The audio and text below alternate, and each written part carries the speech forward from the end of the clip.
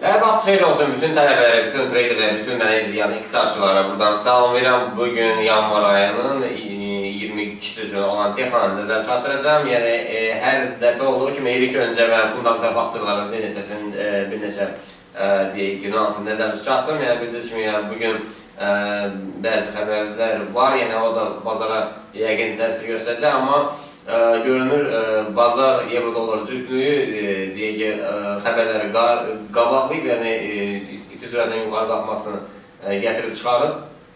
Yəni bugün deyək ki, xəbərlərdən yenidən nəzərdə yetirmək lazımdır. Həmin xəbərlər bazara güclü təsir göstərə bilər.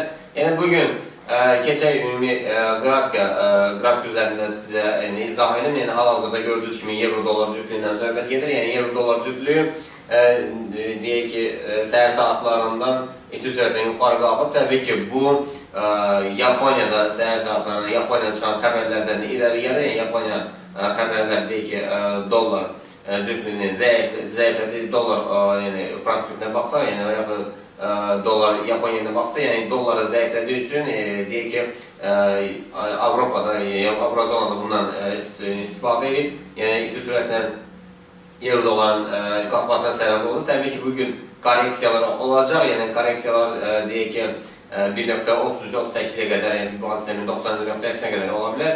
Yəni əks halda, yəni bugün üçün deyək ki, qiymətin 1.3402 fiqurunun görməsi, yəni realdır. Təbii ki, bu nöqtədən yuxarıda formalaşsa, yəni 7 punkt bu nöqtədən qırarsa, yuxarıda formalaşırsa, qiymətin yenidən yuxarı qalxması təbiidir. Yəni bunu böyük zaman intervalında sizə göstərəlim. Keçən növbəti qrafikdə gördüyünüz kimi burada söhbət fanşolarından gedir. Yəni qiymət gördüyünüz kimi hələ də ki, AFP-ruhiyyəsi ümumi diapazon, yəni yuxarı doğru hərəkət edir. Burada gördüyünüz kimi qeyd edilmişəm 1.3402, yəni bugünkü hədəfidir. Yəni buna çox asanlıqla yoxlaya bilər. Və bundan sonra yuxarıda bugün üçün bundan 7 punkt yuxarıda formalaşsa, qiymətin yenidən yuxarı doğru qalxması ümumiyyətlə təbiidir. Yəni traderlərə nəzərə çatdırmaq istəyirəm ki, yəni bu nöqtəyə qədər ümumi 100 punktdan yuxarıda, yəni biraz təhlükəli olsunlar.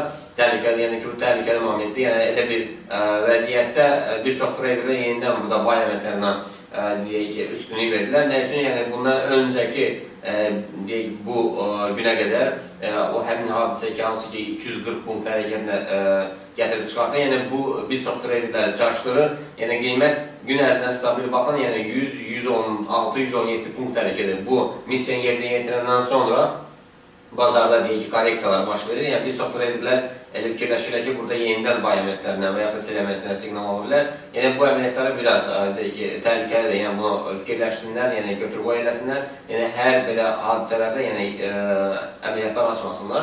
Yəni bugün də deyək ki, 1.3402-yə qalxarsa, bundan sonraki yəni 7 punkt növbəti şam yaran 7 punkt keçərsə, yenidən bay əməliyyatlarına növbəti gün üçün deyək ki, bay əməliyyatlarına siqnallar həmin gün biraz təhlükəli olur. Çünki bunu vurandan sonra korreksiyalara məruz qala bilər. Keçən növbəti qrafikdə gördüyünüz kimi, yəni biz dünən bu söhbəti bu qrafikə nəzər salondan yəni sizə izah vermişdim. Yəni burada şimşək fiqurunu yaradı. Yəni şimşək fiqurunu deyək ki, yaradıqdan sonra yəni qiymət ən azından deyək ki, 1.3402-ni qırmalıdır ki, yəni artıq 7 punkt qırmalıdır ki, şimşək fiquru tam yarandı. Həmin fiquru yarandıqdan sonra yenidən deyək ki, bay əməliyyatlarına siqnal ola bilər. Keçən növbəti qrafikdə gördüyünüz kimi burada demək ki, uzun müddətli aylıq qrafikdə demək olar ki, qiyməti yenə heç ruhluğuna aşağı səviyyədən daxil oldu. Yəni bu da o deməkdir ki, yenidən bu ay və gələn ay ortalarına qədər euro-doların cütlüyünün yuxarı qalxması gətirib çıxara bilər. Keçən növbəti qrafikdə burada gördüyünüz kimi söhbət punkt dolardan gedir. Punkt dolar dediyimiz ki,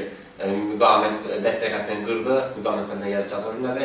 Yəni qırdı, yenidən aşağı doğru yeni minimum yaratdı. Bugün yuxarı qalxma ehtimalı kimi qurulunun aşağı səviyyətinə qədər 1.5891. Bunun içəri girərsə, yenə yuxarı doğru hərəkətinə, yəni down trendin yuxarı müqavimət xəttinə qədər qalxa bilər. Əks istiqamətdə isə 1.5803-ü aşağı kəsərsə, yenə aşağı doğru hərəkətinə davam etdirə bilər. Keçən növbəti qrafikdə buradan gördüyünüz kimi biz simmetrik üç bucaqda keçən ildən biz bunun izahını verirdik. Yəni qiymət sadəcə hal-hazırda için qulunun deyək ki, daxilindədir.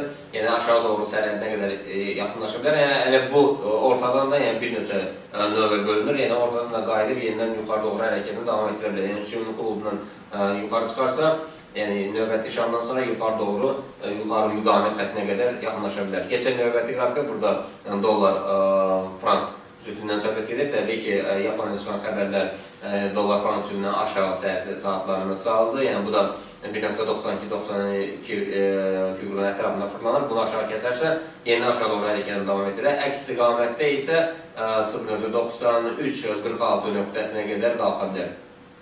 Və bundan yuxarıda formalaşsa, yenidən yuxarı doğru hərəkətinə. Bu nöqtə korreksiya nöqtəsi dəyib, əks istiqamətə qayıda bilər. Keçən növbəti qrafikdə burada gördüyünüz kimi, yəni burada həftəlik qrafikdən gedir, yəni burada qiymət aşağı doğru hərəkətini davam edir, hələ ki, çıxım qulunun, qalan qulunun daxilindədir. Bir də treyderlərə tövsiyəm budur ki, yəni ehtiyatlı olsunlar. Bir də günə ərzində dəfələrlə demişəm, yəni ki, treyderlər buna bir də diqqət eləsinlər, yəni deyək ki, bu qayda qanunlara uyğun hərəkət edəsinlər. Gün ərzində hər bir valyutanın özünə məxsus öz missiyaları, öz hərəkətləri var. Bunu unutmaq lazım deyil. Diqqətinizə görə çox sağ olun.